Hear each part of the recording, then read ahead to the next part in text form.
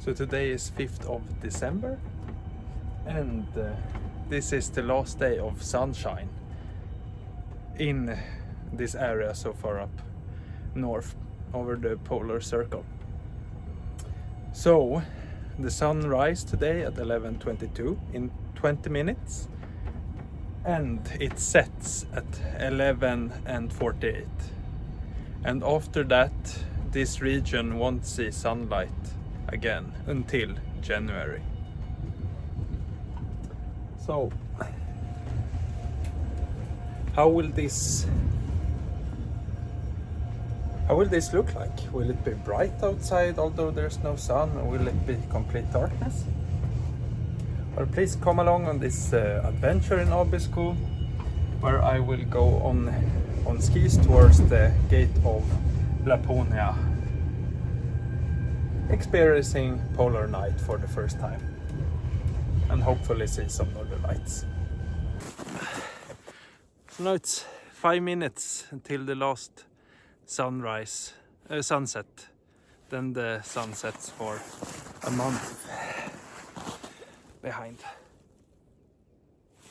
Very happy that I made it here. We have the gate of Laponia, of course, in the background. It's the landmark. So where I'm heading later today is towards Laporten, the Tronavagi. And it's a valley which means Goose Valley in Sapmi, because in the past there were the lesser white-fronted goose here, and that is a really rare species. I was very fortunate to see it in October near Jäckvik on the King's Trail. I will insert some photo. I'm not a bird expert myself, but some other that know birds confirmed that this is not 100% but most likely the less white fronted goose. But so that's the meaning of this Sapmi name. So with that little bit of background information about the hallmark of Abisko. Abisko, by the way, means the big forest. No, the forest by the big lake. I have Tornetusk. But I will go and settle in the mountain station behind the birch trees. And then head out on the adventure. So, let's go. We'll go to the trailhead and then on the skis.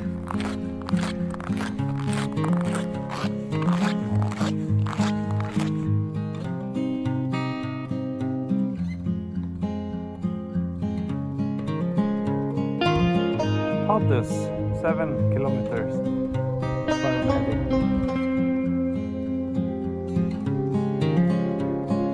It's getting a bit dark, so I think I will put on a front lamp, and maybe also it has been a little bit upwards, so maybe I should use the skins.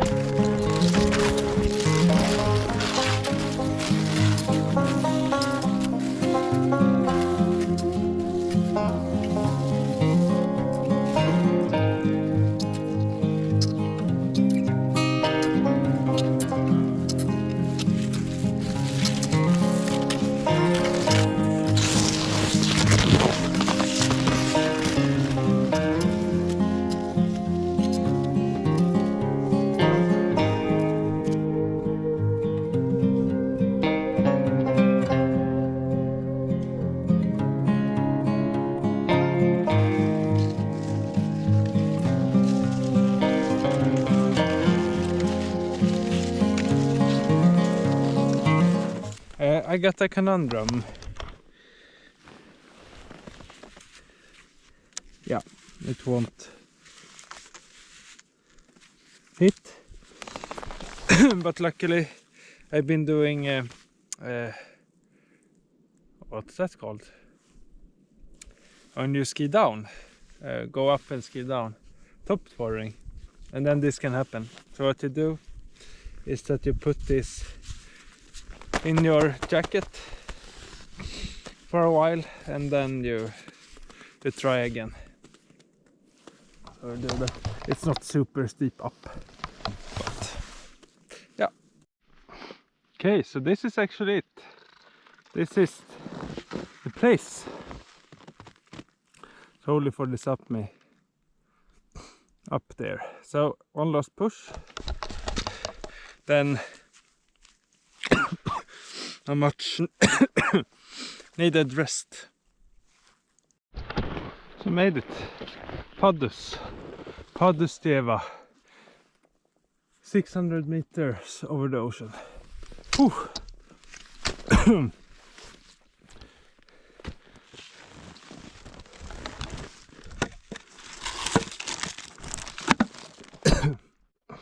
Yeah, let's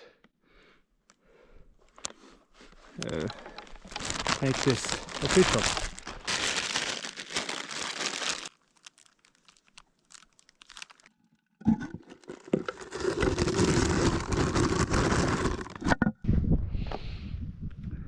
Okay, so what's going on now? Well, I reached this place for a pause, the end goal with the trip, and behind me is the gate to Laponia. I am recharging headlamp battery, making some electrolytes, food. I didn't start the kitchen. I think I will be quite brief here. So yeah, 6 kilometers back, so it's not very far. We'll get there, slow and steady wins the race. Full kareta, nu vill jag se.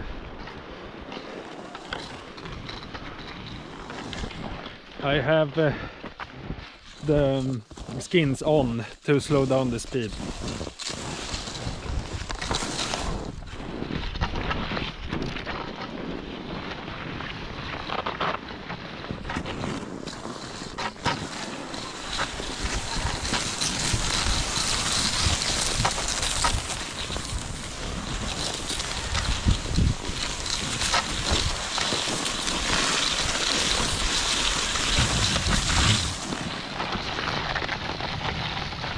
And brake.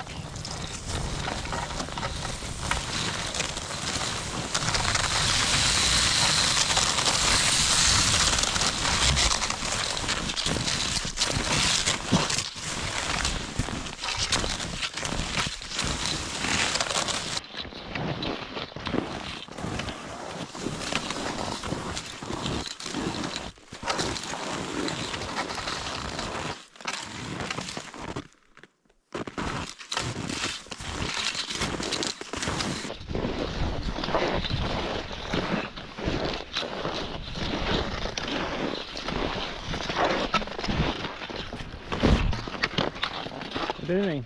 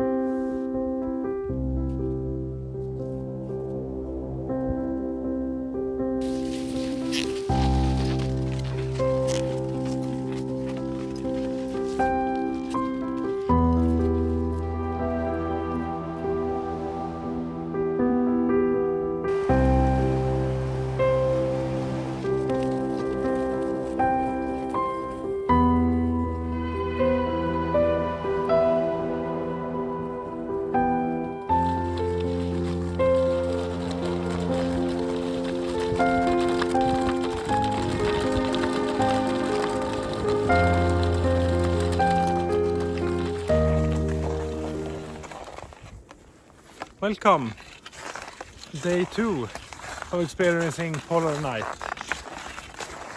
And at this time now it's 20 to 11 I think. It's not dark at all.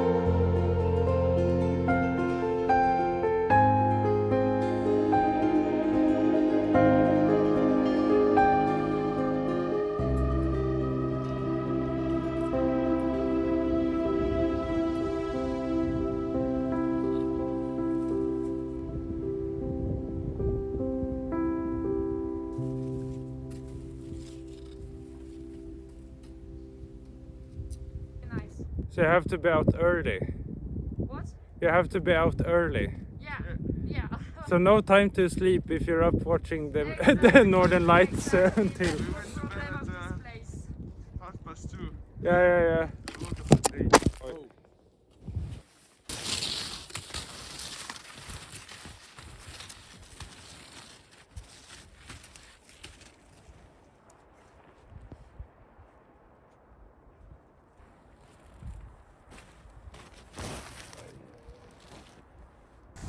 So I decided to take a little bit of a rest. Not having lunch, but having some chocolate and tea. And just relax a bit.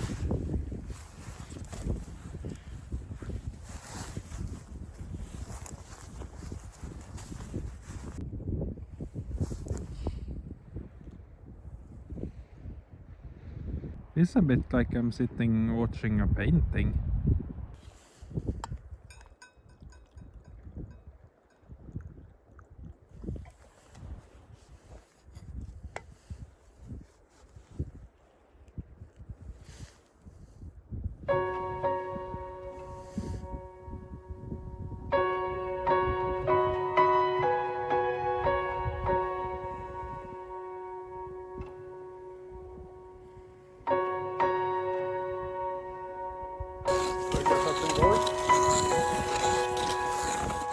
There's some clouds hanging in the gate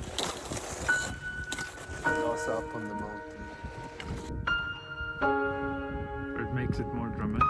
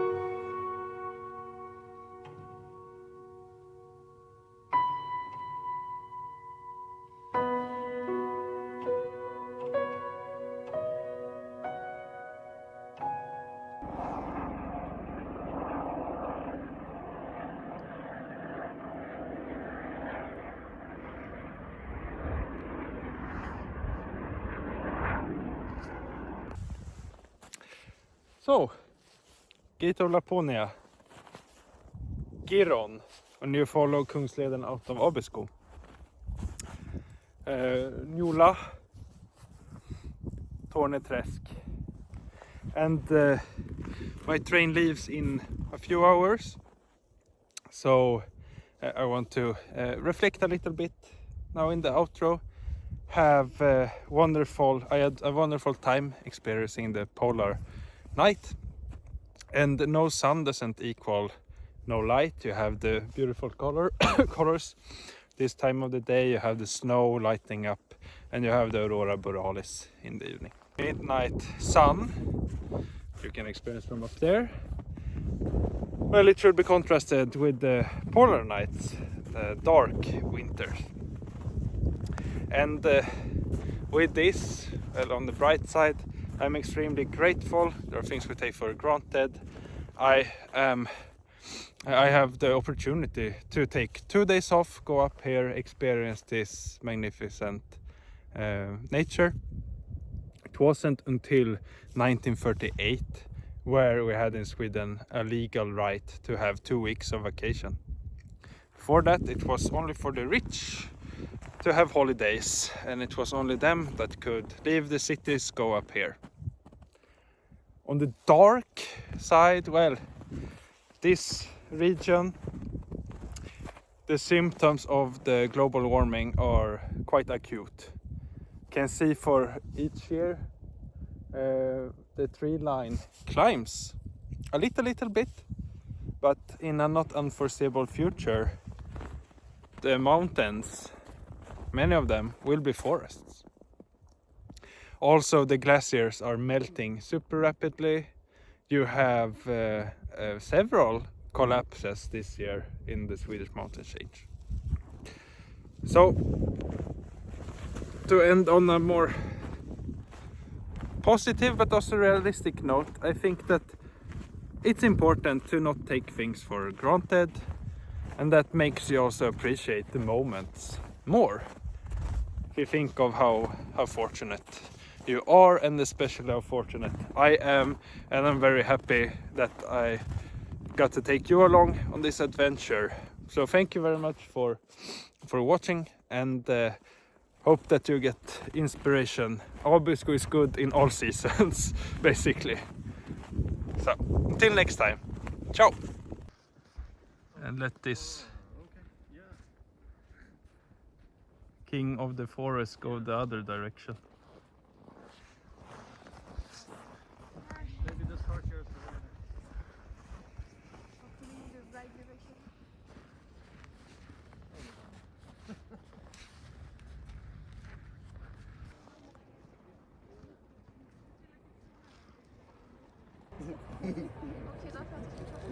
Nu händer det mycket här på kort tid.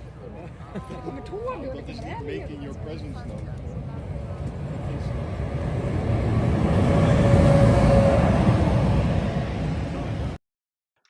So the train has left the station, but there are many good reasons to come back to Abisko.